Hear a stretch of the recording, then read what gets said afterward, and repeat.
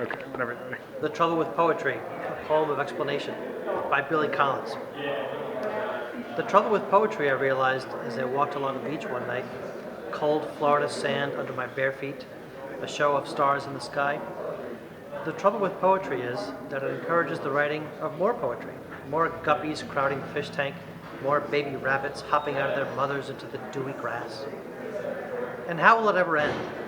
Until the day finally arrives when we've compared everything in the world to everything else in the world. And there's nothing left to do but quietly close our notebooks and sit with our hands folded on our desks. Poetry fills me with joy, and I rise like a feather in the wind. Poetry fills me with sorrow, and I sink like a chain flung from a bridge. But mostly poetry fills me with the urge to write poetry, to sit in the dark and wait for a little flame to appear at the tip of my pencil. And along with that, the longing to steal, to break into the poems of others with a flashlight and a ski mask.